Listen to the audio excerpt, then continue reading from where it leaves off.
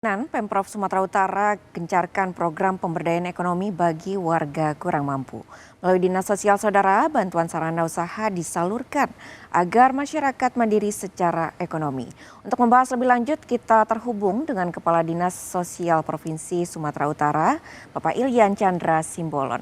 Selamat pagi Pak Ilyan, terkait dengan bantuan ekonomi ini kepada masyarakat. Apa kemudian yang melatar belakangi pemberian bantuan ekonomi untuk ekonomi produktif bagi masyarakat?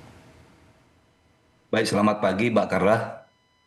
Jadi latar belakang kita melaksanakan program ini adalah untuk dapat secara efektif menekan angka kemiskinan di Provinsi Sumatera Utara, yaitu melalui pendekatan pemberdayaan, Mbak. Jadi eh, selama ini kita tidak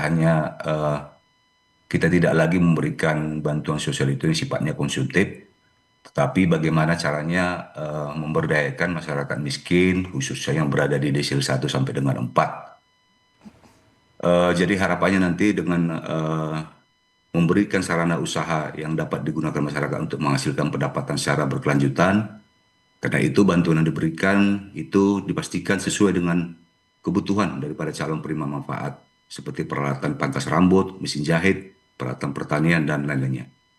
Bantuan tersebut menjadi modal usaha, modal awal bagi masyarakat untuk berkembang dan semakin mandiri, Pak. Baik, lalu kemudian dari Dinas Sosial Provinsi Sumatera Utara, ini mengapa Pak lebih memilih untuk memberikan bantuan produktif bagi masyarakat? Apakah ini dinilai lebih efektif dibanding memberikan bantuan langsung tunai? Eh, jadi, Pak, karena kemiskinan itu tidak cukup diselesaikan dengan memberikan bantuan sosial yang sifatnya konsumtif semata, tetapi masyarakat khususnya yang berada di desil 1 sampai dengan 4 itu perlu diberikan kesempatan untuk dapat meningkatkan kapasitas ekonomi mereka melalui bantuan usaha produktif. Penerima manfaat itu memperoleh sarana untuk berwirausaha yang dapat digunakan setiap hari untuk menghasilkan pendapatan. Ketika usaha berkembang, maka kesejahteraan keluarga itu juga ikut meningkat dan pada akhirnya dapat berkontribusi untuk upaya pengurangan kemiskinan secara berkelanjutan. Baik, berarti bantuan diberikan berupa bahan bakarnya untuk kemudian masyarakat dapat mengembangkan usahanya sehingga dapat lebih produktif. Pak Liam, pertanyaan selanjutnya ini terkait bagaimana proses verifikasinya terhadap para penerima manfaat dan bagaimana skema pemberian bantuannya. Baik, Mbak, prosesnya cukup panjang ya. Jadi sesuai dengan arahan pimpinan, calon penerima manfaat itu harus dipastikan terlebih dahulu adalah masyarakat miskin dengan indikator berada di desil 1 sampai dengan 4, data tunggal sosial ekonomi nasional ataupun DTSN. Kemudian kami berkolaborasi dengan pemerintah kabupaten kota, yaitu mulai dari dinas sosial untuk memverifikasi dan validasi kebenaran daripada data tersebut. Kemudian juga dengan dinas ketenagakerjaan kabupaten kota untuk memberikan skill ataupun kompetensi yang dibutuhkan terkait jenis bantuan peralatan yang akan diberikan. Kemudian juga dengan dinas UMKM untuk dapat memberikan pendampingan dan juga akses permodalan.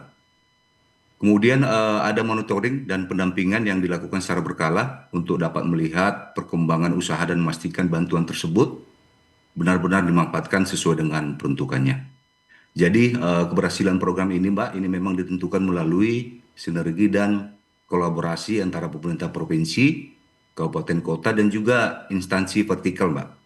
Jadi kami kemarin telah berkomunikasi juga dengan salah satu instansi vertikal kita yang ada di Kota Medan, yaitu Balai Pelatihan Vokasi dan Produktivitas Kota Medan yang berada di bawah Kementerian Tenagakerjaan untuk dapat nanti memberikan skill bagi calon penerima manfaat nanti akan kita berikan peralatannya. Kami berharap bantuan ini menjadi pemicu bagi masyarakat untuk terus berkembang. Pemerintah Provinsi Sumatera Utara hadir bukan hanya memberikan bantuan, tetapi juga membuka peluang agar masyarakat dapat meningkatkan kapasitas usahanya, memperoleh penghasilan yang lebih baik, dan secara bertahap menjadi lebih mandiri. Demikian, Mbak. Baik, tidak hanya memberikan bantuan tetapi juga pendampingan dan juga monitoring untuk bantuan yang telah diberikan. Lantas terkait hal itu, Pak Ilian, kemudian apa yang menjadi tolak ukur dari keberhasilan program tersebut? Mungkin selain ada peningkatan usaha, apalagi yang menjadi tolak ukur dari keberhasilan program itu, Pak? Tolak ukurnya cukup sederhana, Mbak. Dari dulu masyarakat yang berada di desa 1 sampai dengan 4 belum berpenghasilan menjadi berpenghasilan atau bahkan lebih spesifik meningkatkan penghasilannya. Jadi bahwa bantuan yang diberikan itu memberi manfaat nyata. Kami ingin semakin banyak cerita sukses seperti yang disampaikan oleh Pak Usaniawan tadi, tukang pangkas tadi, baik dari usaha pangkas rambut, usaha jahit maupun usaha produktif lainnya, Mbak. Baik, lalu kemudian berapa target masyarakat yang menerima bantuan tersebut pada tahun ini dan bagaimana komitmen dari Dinas Sosial untuk terus melakukan program ini ke depannya? Untuk tahun ini, Mbak, 2026, kami pemerintah Provinsi Sumatera Utara mengalokasikan 10,7 miliar dengan menjangkau calon penerima manfaat sebanyak 1.520 kepala keluarga yang tersebar di 14 kabupaten kota yang memiliki jumlah penduduk miskin paling banyak. Ke depan kami akan terus memperkuat kolaborasi dengan pemerintah kabupaten kota serta instansi vertikal lainnya agar semakin banyak masyarakat yang memperoleh kesempatan untuk dapat mengembangkan usaha dan meningkatkan kesejahteraannya. Demikian, Mbak. Ke depan akan terus diperkuat kolaborasi untuk kemudian dapat membantu masyarakat dapat meningkatkan usahanya sehingga juga berdampak pada kesejahteraannya. Terima kasih Pak Lian Chandra, Kepala Dinas Sosial Provinsi Sumatera Utara telah bergabung di Jurnal Nusantara. Sehat selalu Bapak. Terima kasih, Mbak. Saudara, usai jeda, Jurnal Nusantara akan kembali dengan beragam informasi lainnya. Tetaplah bersama kami di Jurnal Nusantara.